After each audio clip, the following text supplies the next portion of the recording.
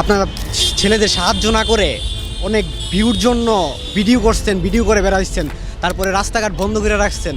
এটা আপনাদের থেকে কোনোভাবেই কাম্য না। লাশ দেখ পারাইছি লঞ্চ বুড়ে গেছে, এটা দেখতে আমরা আসছি, দেখে একটু শান্তি পাইতাম।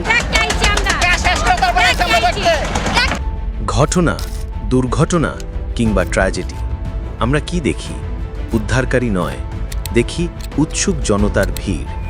কেউ ছবি তোলে, কেউ বা করে ভিডিও, কিন্তু সাহায্যের হাত বাড়ায় কজন? তখনই মনুষ্যত্বের সংকট স্পষ্ট হয়, যখন এমন ভিড় অন্যের প্রাণ বাঁচানোর বদলে ঝুঁকি আরও বাড়ায়।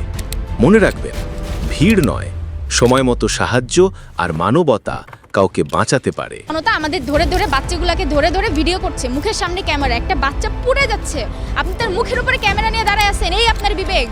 আপনি ভিডিও করছেন যে বাচ্চাটা কিভাবে পুড়ছে, আপনার মাথায় কি একবার খেলে নাই যে আমি ওখানে ভিতরে যাই বাচ্চাগুলোকে একটু বাঁচাই? আপনারা ভিড় করে যে অবস্থাটা ক্রিয়েট করছেন, আপনাদের জন্য হ্যাঁ আমি দায়ী করব যে 20% স্টুডেন্ট আমি সেভ করতে পারি না, আপনাদের জন্য পারি নাই, সাধারণ জনতার জন্য পারি না।